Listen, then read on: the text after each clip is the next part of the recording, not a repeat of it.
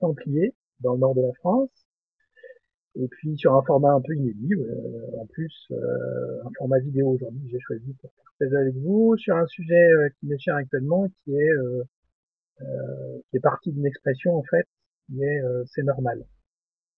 Ouais, vous savez, c'est une expression qu'on a de manière assez récurrente, et puis à un moment on se pose la question, mais finalement, qu'est-ce qui est normal? C'est la question à laquelle on arrive très souvent face à ce fameux c'est normal. Euh, Bah oui, c'est normal de se laver les dents le matin. C'est normal d'avoir une voiture pour soi à 20 ans, peut-être plus tard pour certains, parce que c'est normal change suivant chacun d'entre nous. Quoi? T'as pas pleuré devant le film hier soir qui est passé à 20h30 sur la Une? Ah bah non, c'est pas normal. C'est étrange. Hein. Voilà, donc on compare nos c'est normal en permanence. Bah, c'est normal qu'à 25 ans quand même, tu aies un emploi et que tu t'occupes de tes parents. Oui, c'est normal. Hein. Ah, toi, tu manges pas le matin. Hein, etc. Ça, c'est pas normal. Voilà. Donc, on passe notre temps, finalement, à nous comparer, dans nos modes de vie, dans nos façons de concevoir, notre quotidien, à travers c'est normal. Puis, alors, je ne sais pas vous, mais moi, je suis passé d'un c'est normal très différent, il y a 11 ans, à un autre c'est normal. Donc, il y a 11 ans, ça tournait autour de, ce qui était normal à l'époque pour moi, c'était de bien gagner sa vie, réussir sa vie, faire carrière, avoir une belle femme, des beaux enfants. C'était aussi avoir un bel appartement, une belle maison, un certain niveau de vie, une grosse voiture. Peut-être pour certains qui sont plus religieux, aller à la messe le dimanche. Pour d'autres, donc pour beaucoup d'entre nous, c'était aussi aller au moins 2 fois l'an en vacances, et puis surtout revenir bronzé. Hein.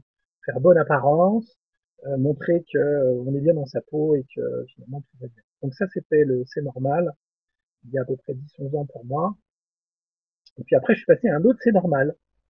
Ce c'est normal, il représentait ou il ressemblait plus à c'est important d'être utile à ceux qui sont autour de nous, de penser aux autres avant soi, de manger bio, de manger vivant, de manger sainement, d'avoir une mission de vie, de faire le bien autour de soi, d'aimer son prochain, quoi qu'il arrive, hein, de s'aimer inconditionnellement, de faire confiance aux lois de la nature, aux lois universelles, d'évoluer, de grandir, de croître en permanence. Ça, c'était un autre, c'est normal. En tout cas, j'y ai cru. J'ai cru vraiment à ces deux modèles. Je suis passé de l'un à l'autre en imaginant qu'en fait, j'allais me sentir mieux, j'allais moins juger les gens, j'allais plus aimer les gens autour de moi, et puis j'allais être en meilleure santé. Et puis, en regardant finalement autour de moi, en disant, j'ai fait un bilan et je me suis rendu compte que en changeant de modèle, en changeant de c'est normal, eh bien, les gens autour de moi n'étaient pas forcément, n'étaient pas forcément moins dans la souffrance, ne jugeaient pas forcément moins les gens, ne se jugeaient pas non plus moins. Euh, et donc, dans ces conditions, j'ai commencé à me poser des questions parce que j'ai des gens qui avaient toujours des symptômes, même s'ils changeaient leur façon de concevoir leur vie, même s'ils méditaient, ils faisaient du yoga, du qigong, du tai chi chuan, de la sophrologie, etc. Toutes ces approches dans le développement personnel, de l'hypnose, etc. Et donc, je me suis posé la question, mais finalement, est-ce que le vrai sujet, ce n'est pas ce fameux c'est normal? Parce qu'en changeant de norme, vous ne voyez pas forcément les gens beaucoup mieux. Et je me suis demandé si en fait le c'est normal, c'était pas l'anomalie.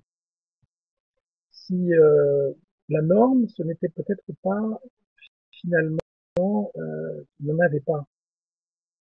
Parce que on s'est construit tout petit à travers ce c'est normal, à travers des normes où on nous dit, où on se dit, finalement, quand je fais ça, ça va me faire du bien, et quand je fais ça va me faire moins de bien. Hein. Et donc, on a construit ces normes, Mais aujourd'hui, finalement, quand on regarde bien les choses, on a déplacé les mots, on a changé les mots, mais on n'a pas forcément changé profondément les comportements. On retrouve un peu les mêmes comportements, quel que soit le monde. Jusqu'à même en arriver à juger ceux qui ne sont pas passés au mode 2. Hein. Eux, ils ne savent pas, nous savons. Puisqu'en fait, la nouvelle norme, pour nous, est forcément la bonne. Et puis, chemin faisant, je me dis, mais finalement, en écartant cette norme, est-ce que je ne peux pas arriver à quelque chose qui soit plus apaisant? Et écarter cette norme, pourquoi finalement? Eh bien, écarter cette norme, ce serait peut-être de définir quel est mon besoin. Est-ce que mon besoin, justement, c'est de répondre à ce quotidien avec un mode de fonctionnement qui m'est hérité de mon enfance, qui me dit ce qui est bien, ce qui est mal pour moi? Ou est-ce que ce mode de fonctionnement qui va me dire quel est mon besoin, ce n'est pas juste, ou ce ne serait pas juste, d'étudier un petit peu ce qui vient chaque instant à moi et de me dire, de poser ces questions. Et finalement, aujourd'hui, je ne suis plus avec mon compagnon, euh, je ne suis plus avec ma femme, je ne suis plus avec mes enfants, je les vois moins souvent. Euh, je n'ai plus l'emploi qui me faisait manger. En fait. Aujourd'hui, je n'arrive pas à accéder à l'activité, je sais pas, à l'emploi, au poste qui me ferait rêver. Comment je sais si j'en ai besoin? Eh bien, tout simplement, si je l'ai ou si je ne l'ai pas. Aujourd'hui, mon compagnon ne fait plus partie de ma vie. Comment je sais que c'est mon besoin? Bah, simplement parce qu'il n'est plus là. Aujourd'hui, je n'ai plus l'emploi qui me faisait vivre. Comment je sais que justement j'en ai besoin ou pas? Ben, je le sais parce que il est là ou il ne l'est plus là. Donc, en cheminant, je me suis rendu compte que en accueillant nos besoins, en regardant et en observant ce qui venait à nous dans le quotidien, eh bien, je me sentais beaucoup plus en paix. Et je voyais les gens qui rentraient dans ce mode de fonctionnement, parce que je ne suis pas le premier forcément, un bon nombre avant ont basculé dans ce mode de fonctionnement et d'autres le feront demain. Eh bien, en basculant dans ce mode de fonctionnement, je me rendais compte que le besoin, mon besoin qui définissait ma norme, hein, eh bien, c'était mon quotidien, c'est-à-dire ce qui venait à moi chaque instant et qui définissait mon besoin en l'acceptant. Hein. Aujourd'hui, je monte cette vidéo, je prends cet exemple et puis j'ai des problèmes techniques. Peut-être que mon besoin va consister à décaler par la force des choses, parce que je me rends compte que je n'ai pas franchement besoin de filmer cette vidéo, de la décaler peut-être demain. Voilà. C'est-à-dire que petit à petit, on passe de je sais quel est mon besoin à travers ces normes qui datent de l'enfance à je sais quel est mon besoin en observant ma réalité. Et finalement, on en arrive à un mode de fonctionnement qui est un accueil de ce que l'on vit dans le quotidien. Alors certains vont appeler ça le lâcher prise, sauf que le lâcher prise, il ne se situe pas là où l'on croit. Le lâcher prise ne va pas fonctionner via la tête. Pourquoi? Parce qu'on sait aujourd'hui que le corps pilote majoritairement la tête à 90%, et que les normes qui se sont construites depuis notre enfance, eh bien, se sont construites dans le tissu nerveux, dans notre système nerveux, qui s'est figé, et que tous ces figements ont créé des rigidités dans notre corps, qui nous ont amenés justement à penser, parce que ces sensations dans le corps figées dans le système nerveux émettent de l'information qui va influencer nos émotions et nos pensées, et notre faculté à dire si c'est bien ou mal pour nous de faire ceci ou cela. Ce serait comme passer de avant je savais ce qui était bon pour moi et aujourd'hui je ne sais plus en fonction de ces normes. Je sais ce qui est bon pour moi en fonction de ce que je vois de ma réalité. Je sais quel est mon besoin en fonction de ce que je vis. Si je la vis, je sais que c'est mon besoin. Si je ne vis pas mon envie là dans l'instant, je sais que ce n'est pas. Donc je sais que c'est mon besoin également. Et là on passerait d'un je sais, qui sont des normes qu'on a dans le corps, des rigidités, à je ne sais rien qui consisterait à libérer. justement ces normes figées dans le corps depuis notre enfance et qui pilotent aujourd'hui nos émotions et nos pensées. C'est aussi accepter de passer de ces normes qui sont pilotées par la conscience. Hein, on sait aujourd'hui que finalement nos pensées inconscientes représentent à peu près 99% de notre façon d'être, et que si ces 99% probablement sont traversés par une conscience qui nous dépasse, une conscience avec un grand C, une conscience peut-être sacrée, qui pilote ce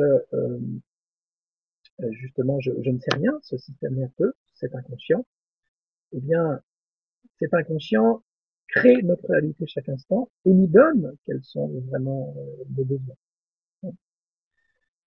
Dans cet espace de 99% de nos pensées qui sont inconscientes, eh bien, en s'abandonnant dans le corps, en libérant cette énergie nerveuse et en s'abandonnant dans le corps par une attention concentrée sur cet abandon dans le corps, ah, je ne sais rien, eh bien, nos programmes, petit à petit, mutent, passent de ce besoin de contrôler la réalité, ces fameux 1% de conscience, à ce que l'on attend dans ce que l'on vit, à quelque chose qui, justement, s'abandonne aux besoins que l'on constate de notre réalité en permanence, qui ne se bat pas contre la réalité, mais qui l'accueille en permanence. C'est pour ça qu'aujourd'hui, on pense souvent à s'élever en conscience dans notre monde d'aujourd'hui, hein, dans le monde plus spirituel, parce qu'on a encore ce besoin de contrôler le résultat d'une action, d'un événement que l'on va mener, hein, que l'on va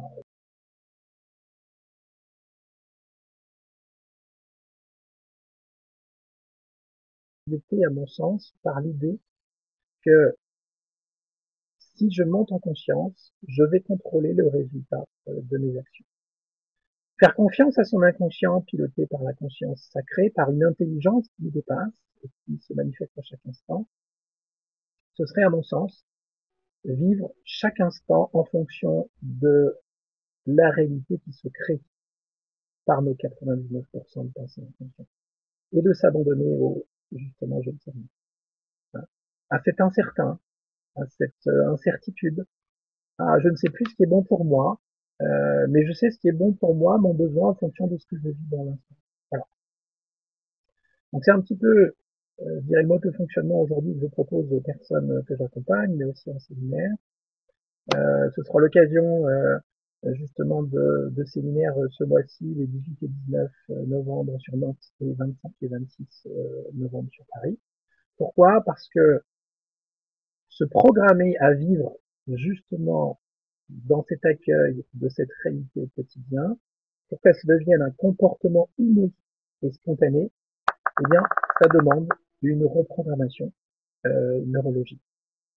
C'est-à-dire que ça demande à la fois un défigement de ces rigidités, de ces figements au niveau du corps qui ont déterminé notre façon de penser et nos normes au sens de modèle, comme je l'évoquais, et qu'une fois que ce corps se défige, suivant des protocoles très précis que je partage au séminaire, eh bien, nous sommes capables, peu à peu, à travers ce corps qui se libère, de nous abandonner à la réalité du moment, ce qui ne veut pas dire pour autant que nous abandonnons nos envies, mais nous les vivons plus dans le détachement et que finalement nous définissons nos envies en fonction de quelque part notre besoin du moment, notre envie du moment. Là, dans cet instant, je vous avais dit une vidéo et puis peut-être que dans 5 minutes, j'ai envie de me faire quelque chose. Peut-être que la cafetière ne fonctionnera pas, peut-être, je ne sais pas, ou la cuillère, hein, parce que moi je prends possibilité. Euh, et puis, si ça ne se fait pas, ça ne se fait pas. Ça voudra dire que, quelque part, je n'ai peut-être pas ce besoin réel. Peut-être que ce besoin n'est pas véritablement mon besoin. Voilà. Donc, ce que je propose dans l'accompagnement aujourd'hui et dans les séminaires, c'est effectivement de nous reprogrammer neurologiquement pour avoir des comportements innés et, je dirais, déconditionnés, un peu reprogrammés sur des bases nouvelles qui vont nous permettre de vivre dans une espèce de sérénité, de paix, ce quotidien qui vient à nous, de l'accepter comme une bénédiction, comme un cadeau, dans ce besoin que l'on va définir par rapport à ce que l'on vit dans l'instant, et non pas en fonction de normes qui datent de notre enfance et qui nous ont préprogrammés à voir notre réalité en bien ou en mal. Voilà. Donc si vous avez envie de vivre cette expérience du je ne sais rien, où on s'abandonne à la réalité, on l'accepte telle qu'elle vient, eh bien, je vous invite à partager ces événements ce mois-ci et dans les mois qui viennent, à travers une démarche qui est à la fois neurologique et quantique, comme je la propose déjà depuis plusieurs années, mais qui est imprégnée maintenant de ce nouveau tissu, qui consiste à se dire, je définis mon besoin en fonction de ce que je vis. Voilà. Je vous embrasse et puis j'espère à bientôt dans ces partages sur des événements que l'on vivra ensemble, des moments forts et intenses que je vous propose de vivre dans quelques temps et dans les mois qui viennent. Je vous dis à très vite et puis je vous souhaite de passer vraiment de bons congés pour ceux qui sont en congé et puis de vous épanouir dans ce que vous faites au quotidien. Je vous dis à très vite.